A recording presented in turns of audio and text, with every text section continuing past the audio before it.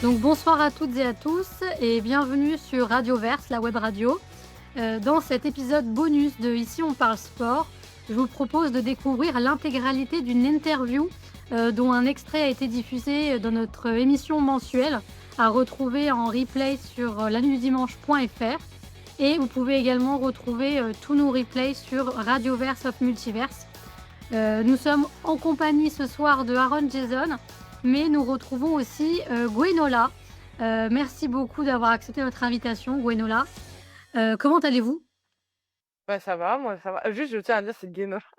Aucun souci, un plaisir d'être avec vous, Hayat et Guénola. Plaisir partagé.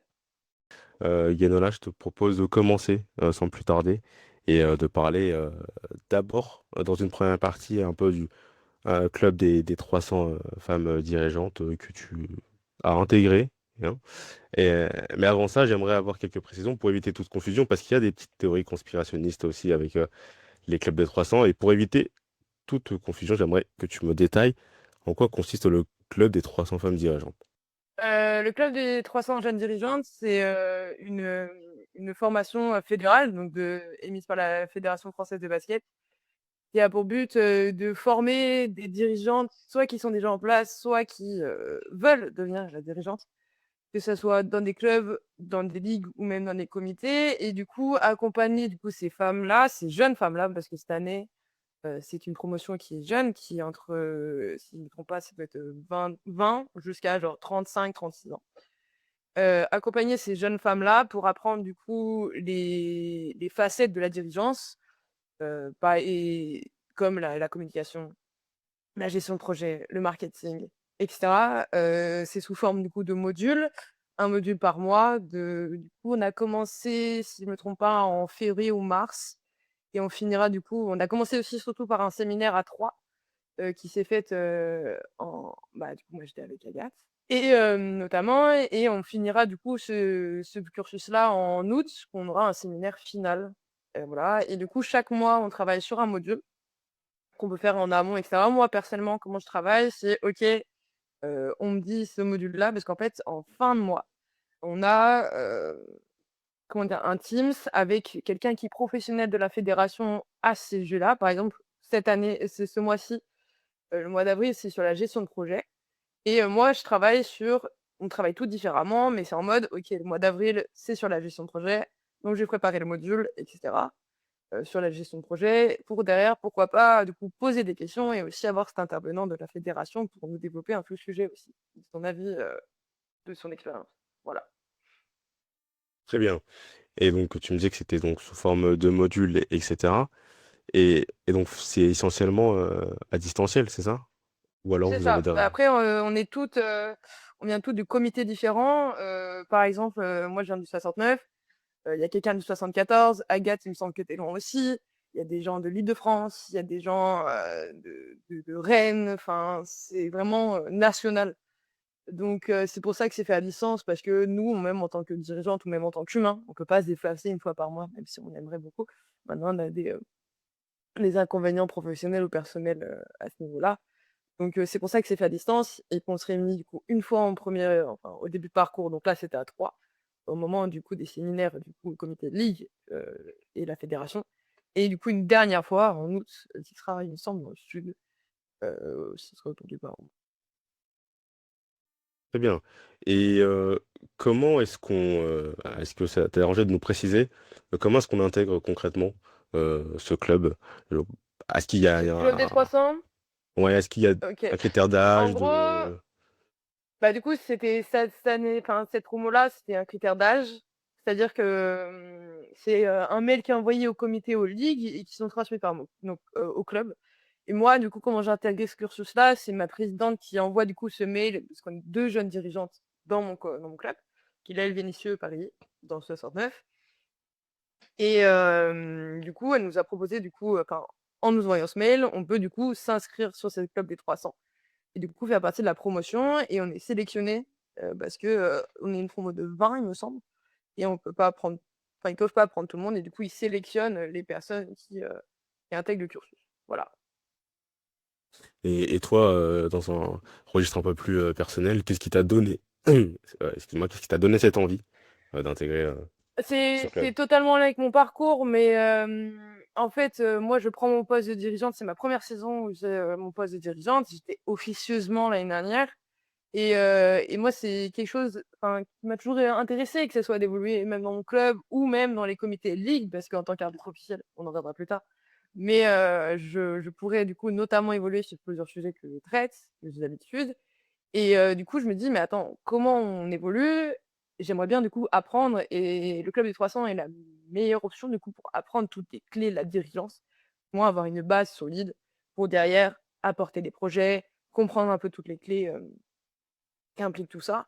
Et même, je pense que pas qu'au niveau de la dirigeance, je pense que personnellement, que ce soit dans mon personnel ou dans mon pro, à côté du basket, ça peut grave m'apporter. Et du coup, je me dis: «C'est une occasion à saisir» et j'ai bien fait parce que c'est très, très cool et super intéressant. Voilà. Et est-ce que tu avais le sentiment, heu, durant ta jeune carrière, dans le monde du sport et cetera, de parfois être, trop étiquetée comme, une femme quota, si je puis dire? Ce qui t'a aussi peut-être un Ah peu mais plus bien poussé évidemment. pour, ouais? Femme quota, je dirais pas femme quota, je dirais femme tout court. C'est-à-dire qu'avoir cette étiquette de femme, c'est en plus dans mon travail dans le basket, c'est une sacrée étiquette et il faut l'assumer. D'autant plus que c'est même pas si une femme plus enfin, quand c'est une femme plus âgée, elle est mieux cotée qu'une femme qui arrive, qui a 25 ans comme moi et qui, entre guillemets «la fougue de la jeunesse», qui a faim et cetera. Et du coup, cette dalle, si je peux me permettre, de moi, 25 ans et cetera, elle est grave mal perçue. Alors qu'un gars de mon âge qui a aussi faim pour monter, on se dit: «Putain, en fait, ce mec, vas-y, me quoi». Moi, on me dit: «J'aboie». Oui. Bah, pas tant, parce que j'ai mes idées. C'est juste parce que je suis une femme. Je pense que ça a fortement en lien. Voilà. Ouais, quand même. Il y a ouais, tu sens un peu cette différence, de traitement forcément Oui, entre, clairement. ouais, entre hommes et femmes et même le fait que tu aies 25 ans. Donc tu rentres dans le club des 300 pour, comme tu disais, apprendre à diriger et cetera. Mais tu es déjà, en quelque sorte, dirigeante dans tes matchs, on va dire, en tant Mmh. qu'arbitre, de 3v3. Est-ce Bah, je que suis dirigeante dans mon club et dans mes dans mes matchs et mon même dans mon travail. ouais, finalement, c'est ça, donc tu es complètement dirigeante, Mmh. donc est-ce que tu as pas finalement déjà cette expérience, qui te permet, ouais, d'avoir un peu plus, Je d'aisance dans ces modules? pense je pense qu'il y a des modules où je suis pas du tout à l'aise. Par exemple, bon, la communication, je le suis à l'aise parce que techniquement je suis jeune, donc les outils de communication, je les ai. Maintenant, par exemple, la gestion de projet, je le suis pas. C'est-à-dire que moi, je gère mes projets comme moi je le sens. Mais visiblement, il y a une théorie là-dessus et je suis hyper ouverte. Maintenant, par exemple, tu vois, à 3, il y a une fille qui parle de gestion des incivilités. Bah, la gestion des incivilités, ça fait partie de mon travail d'arbitre. Et du coup, bah, ça, tu vois, je suis bien plus à l'aise et mon expérience, du coup, de «dirigeante» entre guillemets sur le terrain, même si j'aime pas trop dire ça, me permet, du coup, d'apporter des clés de comment gérer ces incivilités-là, autres que, bah, la gestion des incivilités d'un club. Voilà. D'accord et il y a, enfin, un peu ce petit questionnement où on se dirait que, ce club, des 300 pourrait peut-être appartenir à une sorte de classe, de femmes, privilégiées. Mais est-ce que justement c'est pas, tout l'inverse? Est-ce qu'il y Ah, a pas du cette, tout, ouais, on peut pas du tout. accéder à ce club, peu importe, comme on disait l'âge, les horizons, les différentes catégories managériales? Tout dépend en fait de comment, du coup, ça va être développé au fur et à mesure des années. Cette année, c'est pas élitiste parce qu'en fait, ils vont chercher là où, du coup, nous, on est les plus on a un gros sentiment de légitimité. On est jeunes sur notre poste de dirigeante, je précise. Mmh. Du coup, j'ai la fédération, j'ai l'impression ils ont senti en fait ce souci-là et c'est pour ça qu'ils ont cherché de la jeunesse et qu'ils ont cherché à aider des jeunes femmes. Et pour moi, c'est pas du tout élitiste parce que dans ce club des 300, il y a des meufs qui travaillent dans des comités, qui sont secrétaires générales de comités. Il y a des meufs comme moi qui sont que, entre guillemets, «référentes officielles» de mon club. Il y a des présidentes. Il y a même des filles, bah, qui sont que coach, mais qui veulent entrer sur ce parcours-là de dirigeante. Donc pour moi, le club des 300, c'est au contraire, du coup, hyper large, qui est ouvert à beaucoup et qui permet, du coup, d'ouvrir une certaine enfin, de nourrir plein de postes différents dans le basket et pour qu'on se réunisse tous autour d'un même sujet et tous autour du même, on va dire, d'un même apprentissage, en fait, pour évoluer. Je vois. Donc vous êtes amené finalement à vous rencontrer un peu, peu importe euh, les milieux, les différences voilà, de secteurs et même C'est clair. géographiques. Et donc du coup, ça crée forcément un réseau. Et qu'est-ce que sont les codes un peu que vous adoptez pour construire un peu un réseau d'influence entre femmes dirigeantes, pour que vous puissiez un peu toutes vous soutenir? Bah, tu vois, moi, je travaille beaucoup avec Ipsam, qui est dans le 74. Donc, on est dans la même ligue. Et je travaille aussi beaucoup avec ma marraine, parce qu'on a des marraines de promotion qui ont fait le club des 300, mais du coup, elle, c'était pas jeune dirigeante, c'était le club des 300. Tout court. Et, euh, et du coup, elle est dans le 63. Et moi, du coup, dans mon cas, moi, ça me permet du coup d'avoir du réseau dans le 74, d'avoir du réseau dans le 63. Et du coup, ça me permet du coup de travailler avec elle sur plusieurs sujets, sur nos différentes problématiques. Je travaille beaucoup avec elle parce que forcément, elles sont à proximité et que c'est des mêmes problématiques qu'on a parce que c'est des problématiques ligue. Donc voilà, ça. Et les clés pour développer ce réseau, c'est enfoncer les portes. Mhm. C'est-à-dire que moi, je suis une personne qui n'hésite pas à poser des questions, peu importe qui c'est. Si la personne me montre son ouverture d'esprit sur mon envie de poser des questions, bien évidemment, j'y vais. Et je suis quelqu'un aussi très sociable. C'est-à-dire que moi, il y a une situation qui m'arrive très souvent quand je suis dans mon comité. Genre, je parle à des messieurs et je parle avec eux de sujets différents. Et à la fin, je leur dis, mais du coup, vous êtes qui? Et en fait, je me rends compte que bah, c'est des présidents d'un tel club, d'un tel club. Et c'est comme ça qu'on se construit ce réseau, c'est juste en étant ouvert aux gens, peu importe son rôle, et pas forcément en connaissant son rôle. Pour moi, c'est pas aller chercher parce qu'il est. Non, Mhm. c'est juste, déjà, on est humain et on discute ensemble autour d'un même sujet, et après, on se présente. C'est comme ça que moi, j'ai constitué mon réseau. D'accord. Et donc le réseau, il se construit vraiment essentiellement de manière individuelle, ou alors il y a des actions un peu aussi collectives et poussées par le Club des 300 pour que ça facilite un peu la Bah procédure, si je oui, puis dire. clairement, le club des 300, moi, enfin, oui, permet aussi, du coup, une facilitation de réseau, j'ai envie de vous dire. Dans le sens où, bah, rien qu'à 3, moi, par exemple, je connais mes comités parce que, bah, mon comité, je le connais, parce que, bah, c'était mes patrons. Enfin, c'était mes patrons quand j'étais RD départemental et c'est des gens que je côtoie. Mais par exemple, des gens, comme différentes personnes qui étaient en présentiel avec nous, elles connaissaient pas leur comité.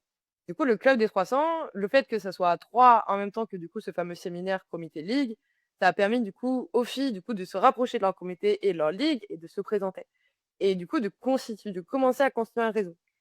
Et même ouais, c'est pour moi, c'est un facilitateur et même du coup, enfin, les personnes qu'on a du coup en session vidéo, c'est des gens, de la fédération et que s'ils ont des contacts sur des projets qui nous intéressent, ils hésitent pas à leur donner. Moi, par exemple, j'ai eu un contact de Nouvelle-Aquitaine sur un projet que j'avais, du moins, des questionnements que j'avais, on me l'a donné. Et bah, du coup, voilà, genre, je connais le mec qui gère, le 3-3 dans la ligue, Nouvelle-Aquitaine. Alors que Nouvelle-Aquitaine, c'est à l'opposé de moi. Donc, ouais, pour moi, le club des 300 est un énorme facilitateur distanciel, j'ai envie de dire, Mhm. euh, au niveau du réseau.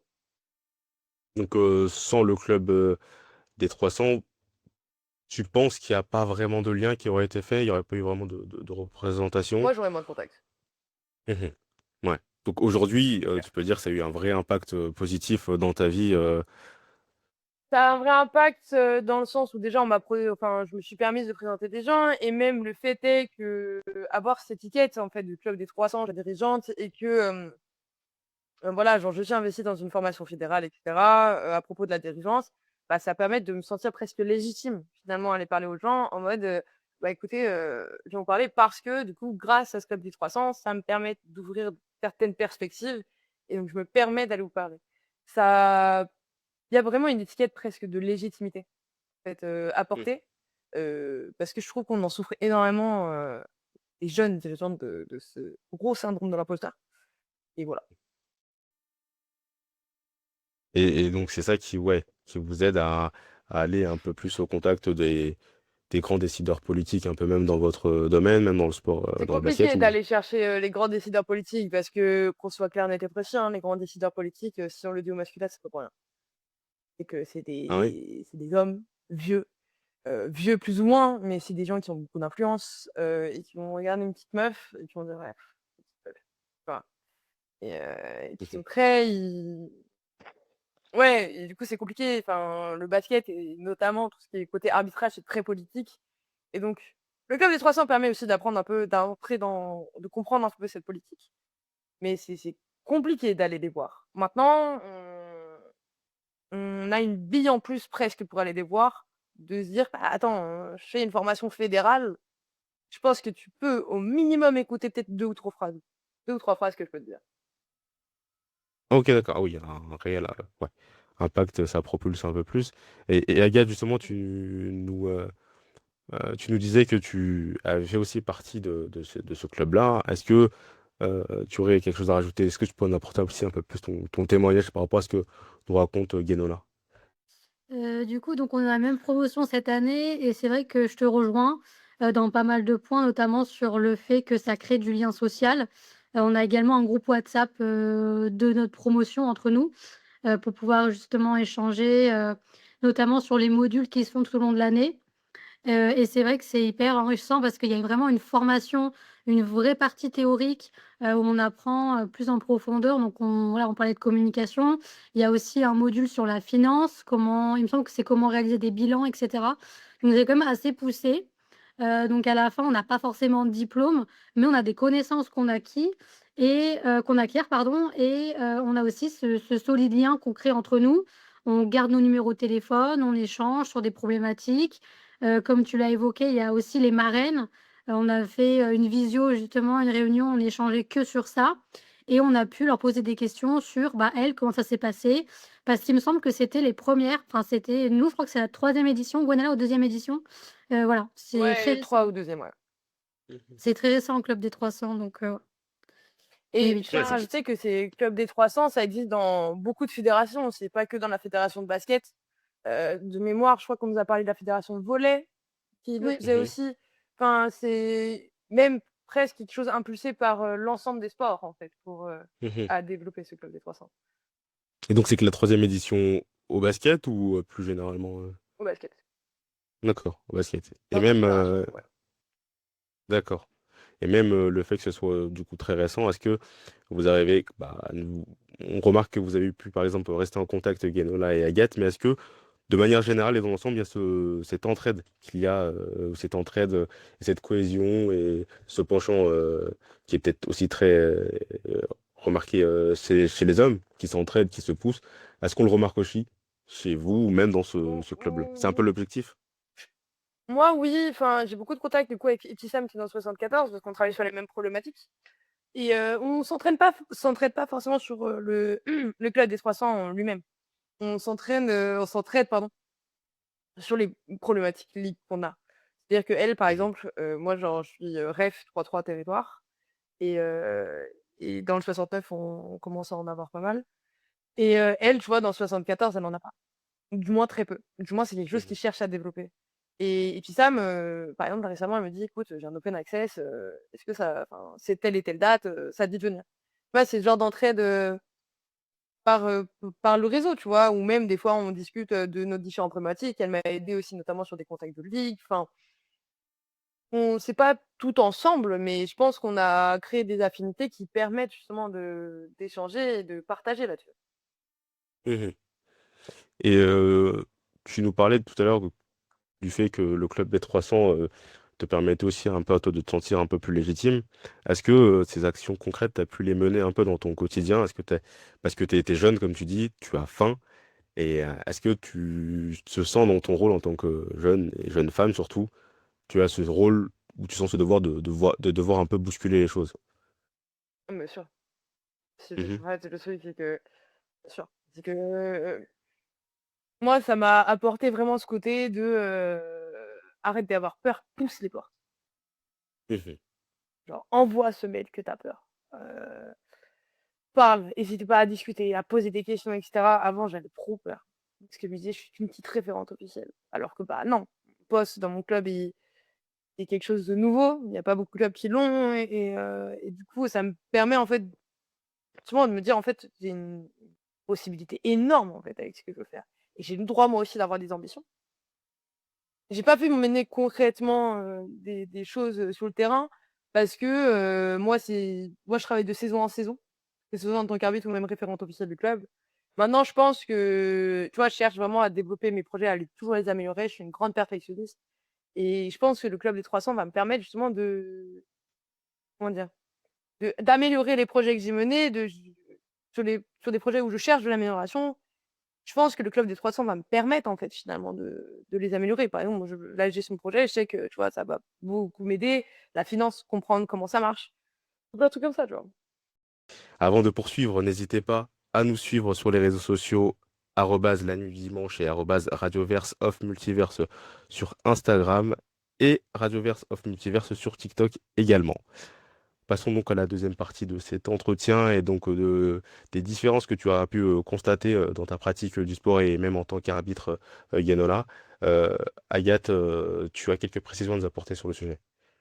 Oui, j'aurais aimé, notamment aborder, déjà ton début au basket. Pourquoi, ce choix de sport et pourquoi ce choix surtout d'arbitrer ce sport? Moi, j'ai commencé le basket parce que c'est presque arrivé, je suis née avec. C'est-à-dire que mon père, était coach et donc, bah, quand tu es petit, bah, tu suis ton père, du coup, sur les terrains. Ma mère dit souvent, une histoire que mes premiers pas d'humain, je les ai quasiment fait sur un terrain de basket, en suivant mon père. Donc, pour moi, ça va aller de soi. Heu, donc, j'ai toujours grandi dedans et du coup, j'ai commencé à l'âge de 9 ans, si je me trompe pas. Sauf que je commence, dans des villes de campagne. Donc, des filles qui jouent, il y en a pas beaucoup.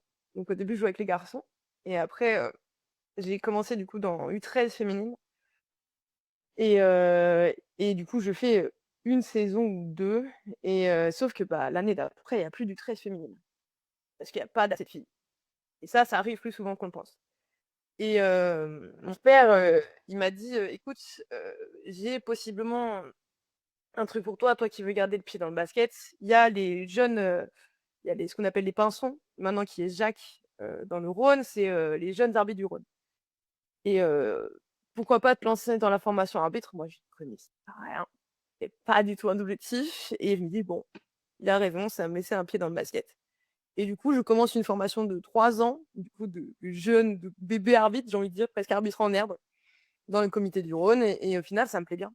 Je trouve ma place.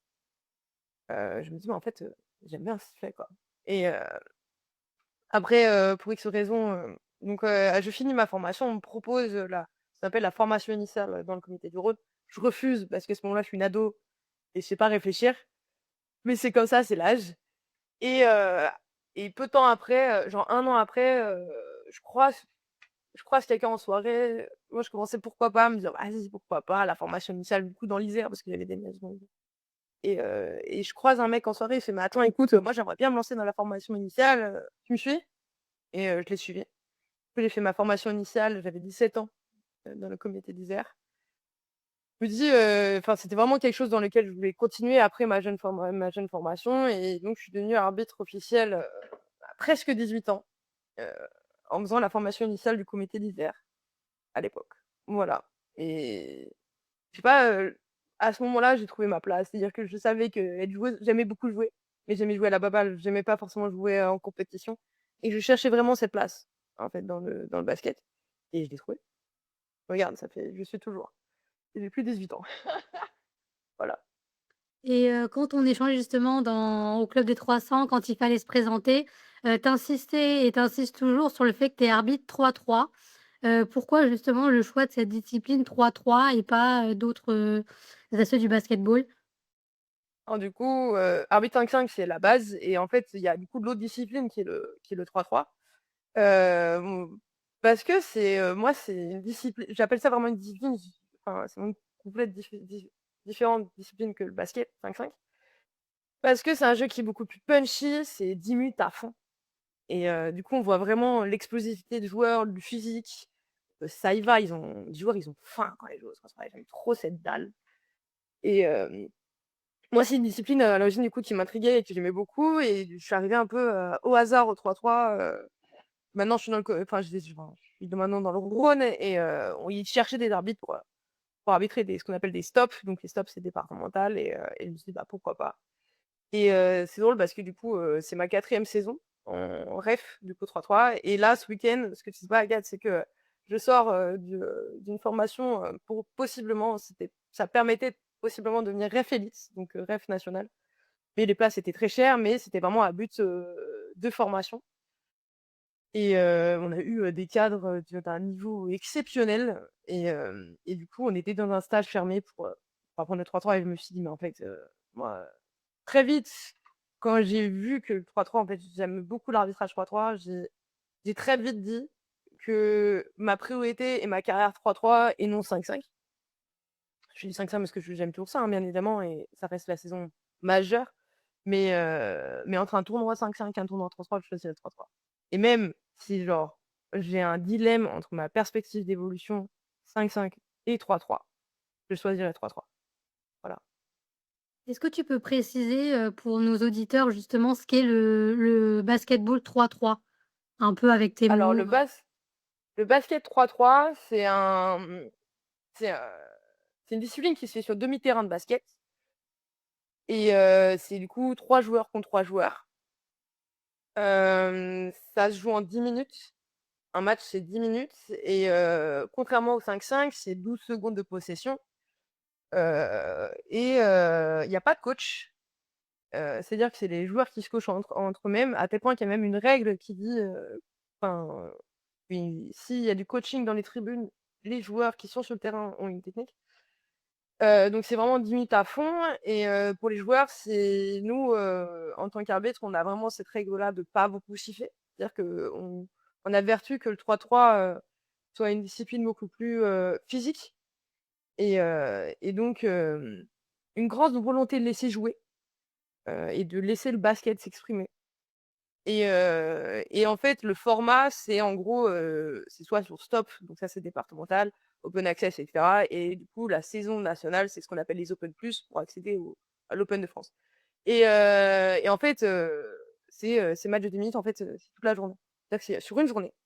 Tu as les phases de poule le matin et après tu évolues jusqu'aux demi-finales et cetera et des fois et donc c'est un match de 10 minutes, mais tu vas en avoir quelques-uns quand même dans la journée et c'est des matchs qui sont très, très intenses et c'est ça que j'aime, c'est l'intensité aussi du 3-3. Donc voilà. Merci pour ces précisions. On va maintenant parler d'incivilité. On l'a un peu évoqué dans la partie 1. Durant notamment le club des 300, on l'a évoqué de nouveau. En tant qu'arbitre, tu es confronté, on va dire, c'est presque machinal, hein, c'est automatique.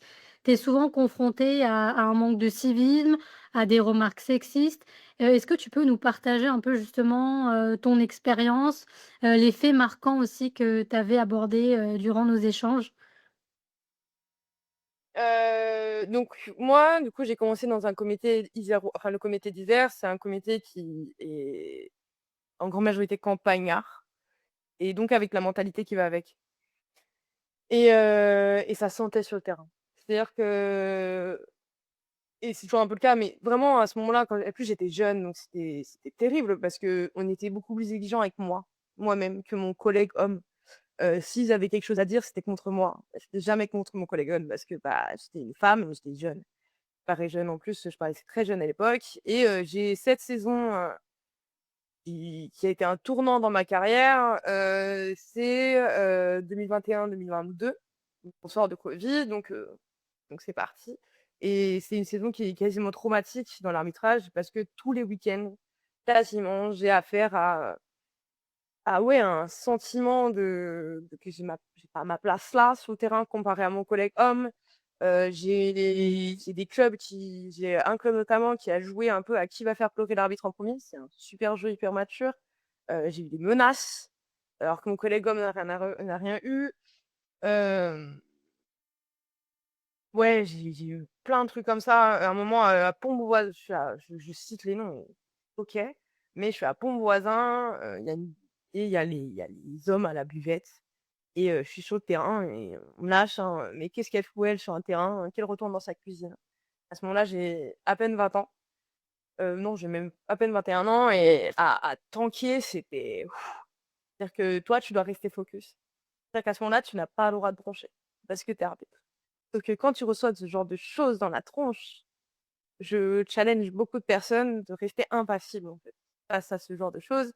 J'ai même du coup des collègues qui ont j'ai un collègue notamment qui m'a j'allais dire mis dans la merde, désolée pour le terme, mais mis dans la merde, sur un match parce qu'il voulait pas arbitrer avec une femme, ça m'est arrivé.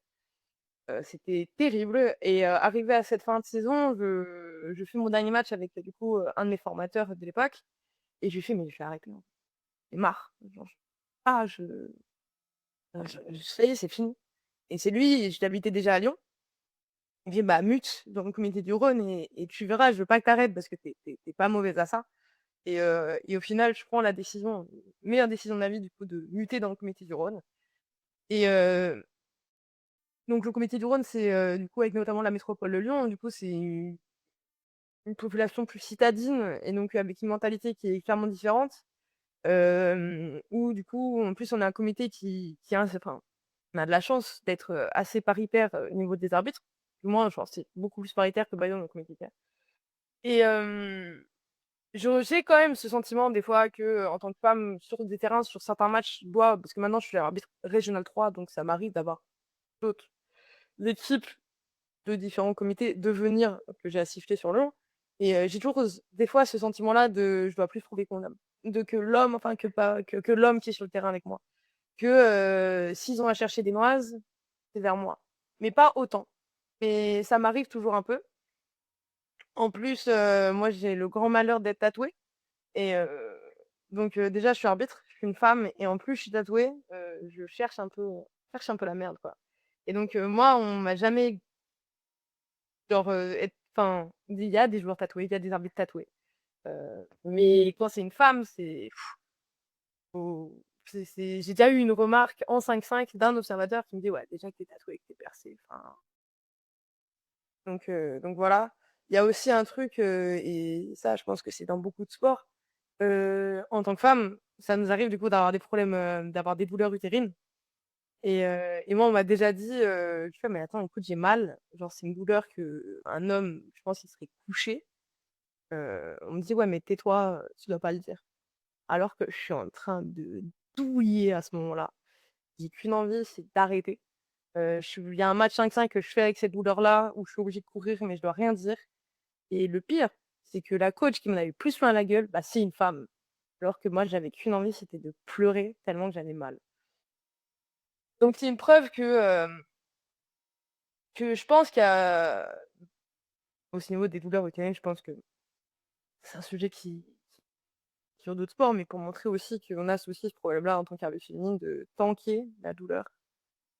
Mais du coup, le tanker parce que tu es obligé d'être sur le terrain et que tu impassible de montrer que tu pas mal. Je trouve ça assez dingue. Et je voulais revenir aussi sur un incident qui t'était passé. Dis-moi si je me trompe, mais ça s'était allé assez loin puisque en fait, tu avais arbitré un match et les joueurs étaient pas forcément contents de ton arbitrage et ils t'auraient dit: «Je t'attendrai à la sortie». Enfin, c'était assez loin. Est-ce que tu te rappelles ou pas? Ou peut-être que j'ai des Alors, bêtises? j'ai la seule menace que j'ai eue, Ah voilà. c'est un match où un homme, en fait, c'est la deux je me souviendrai toute ma vie, c'est le pire match de ma vie. C'est, donc je suis en Isère à ce moment-là et c'est, milieu deuxième fin deuxième quart-temps, je devais lui siffler une faute antisportive, mais il lui siffle une technique et en fait, je fais: «Non, non, non, pardon, c'est antisportif». À ce moment-là, il y a le répartiteur. Donc le répartiteur, c'est celui qui envoie les arbitres sur différents matchs, qui est à la table de marque et il se tourne vers le répartiteur et dit: «Tu vu? Tes arbitres, ils puent la merde, enfin, tu vu ce que tu nous envoies? Mais rends-toi compte, regarde, regarde» et il me descend, il m'insulte, en fait et à ce moment-là, bah, au bout d'un moment, je pleure, quoi, humain et je fais tout pour me calmer. J'arrive à finir ce match, horriblement sur les pattes, quoi et je vais dans les vestiaires, je pleure, je me remets en question toute ma carrière. Je vais boire un coup avec les gens de la buvette et faut savoir que c'est ce répartiteur-là qui m'a ramené chez moi et au moment où je pars, ce mec-là, parce qu'il était pas sorti, parce qu'on n'a pas fait sortie de terrain alors que pourtant j'ai dû, il me regarde, il fait: «Faites bien attention sur la route». Ah voilà. Voilà Des et menaces, donc il part, moi en je me fait. rends pas compte je me rends pas compte, je rentre dans la voiture du répartiteur, il me fait: «Tu es au courant que ça c'est une menace?» Je fais: «Yes». Super. J'ai déjà eu aussi des moments, où on me dit: «Non, non, sors pas de la salle. Attends que le parking se vide». Que, ouais, voilà. Et ça justement, est-ce que tu l'as remonté à la fédération, française de basket? Comment, dans ce cadre-là, le club des 300 peut t'aider, à ce que, bah, voilà, les incivilités, soient moins nombreuses et cessent finalement? Le club de toute façon n'aiderait pas à grand-chose parce que là, on parle de dirigeance et je pense que c'est un problème, de coach, de joueurs et cetera. Faut savoir que j'ai rencontré, Jean-Pierre Leclerc qui est le président de la fédération récemment, il est passé dans le Rhône et à un moment, je lui ai posé une question, je lui ai dit: «Vous parlez de l'ICG et d'incivilité, est-ce que vous avez des choses à mettre en place sur les incivilités?» Il a contourné la question, il n'a pas répondu. Donc moi, je me suis dit: «Quitte à faire, moi je peux pas le enfin, ils veulent pas le faire, pas de souci, bah, je vais le faire dans mon club». Que dans mon club, je suis référente officielle certes, mais aussi je suis responsable de la discipline. Parce qu'on est un club qui est coté, enfin disons on vient de Vénissieux. Donc Vénissieux, pour beaucoup de gens à Lyon, c'est les banlieues. Et enfin c'est ce qu'on appelle la enfin c'est la zone, donc on est forcément coté. Et je pousse vraiment dans le club à dire: «Mais en fait j'ai envie qu'on c'est pas possible qu'on soit irréprochable, mais j'ai plus envie qu'on dise Vénissieux, genre sont insupportables, que ce soit le public ou que ce soit les joueurs». Donc je suis vraiment montée au credo là-dessus. C'est le début de mon travail, je pense que c'est un travail, de longue haleine, mais du coup maintenant, des gens qui se prennent les techniques, bah, c'est déjà qu'il y a la présidente du LOCUI qui est déjà sur le coup, moi j'insiste aussi et je me dis: «Quitte à faire, c'est peut-être compliqué, tu vois, de le faire, plus largement, mais moi au moins je le fais localement». Il y a une fois où je l'ai fait, où je l'ai fait vraiment remonter, c'est ma dernière saison au comité d'Isère. On a, pendant le recyclage, donc le recyclage, c'est la rentrée des arbitres en gros et à ce moment-là, il y a les coachs aussi. Et il y a un moment, il y a un question-réponse de coach, entre nous, les arbitres et les coachs. Et il y a un moment, je lève la main et je dis: «Moi, genre, j'ai jamais posé une question». Je fais: «Comment ça se fait que moi, quand j'arrive sur un terrain, en tant que femme, en tant que mon collègue homme arrive, il fait un grand sourire, mais par contre, quand moi j'arrive, sur le terrain en tant que femme, on passe limite la gueule?» Puis moi, je pose cette question-là. Et en fait, tout le monde fait: «Oui, non, mais c'est faux, mais non, non». Parce qu'en même temps, la majorité des coachs, c'était des hommes et que en fait, je mettais le pied dans un sujet mais plus qu'épineux. À ce moment, on fait: «Oui, non, c'est faux» et cetera et cetera. Maintenant, en tant qu'arbitre, on a entre guillemets «quoi de se protéger», donc les techniques, les disqualifiantes et cetera. Une remarque misogyne est une technique est une faute disqualifiante. J'en ai jamais eu.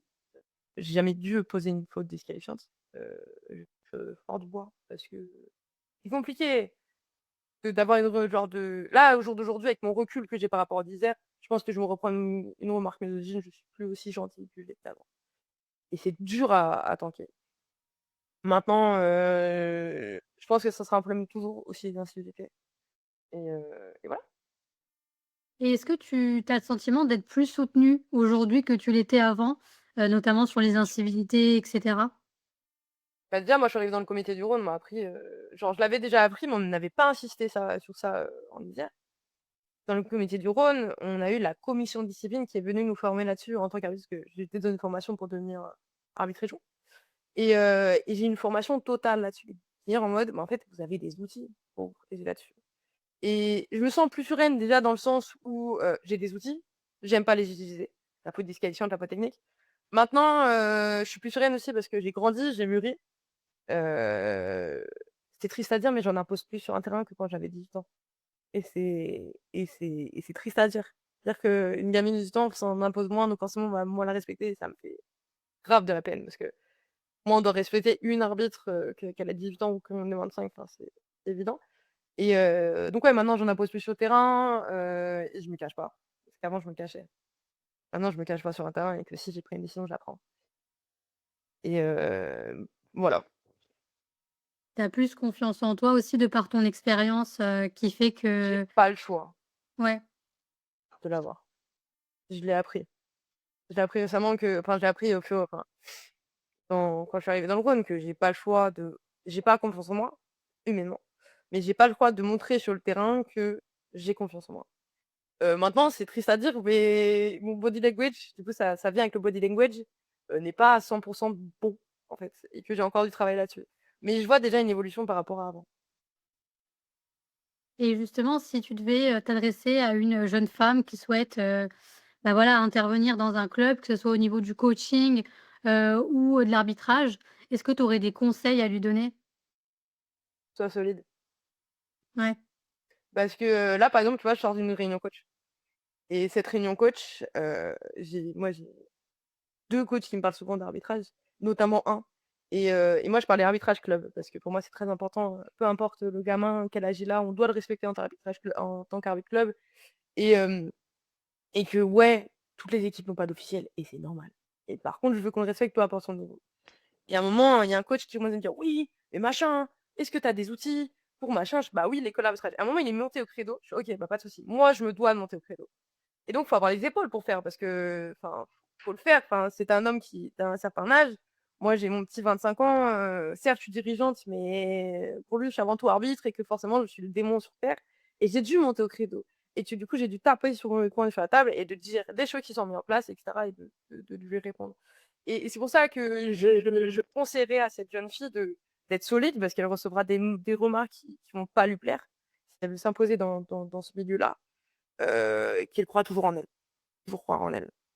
Et de pas hésiter à pousser des portes. Parce que si elle a des bonnes idées, vas-y, fonce et sois solide. Et qu'est-ce qui devrait changer justement, concrètement selon toi pour qu'il y ait, moins d'incivilité, moins de remarques sexistes, moins de regards justement sur les femmes et plus de légitimité pour celles-ci?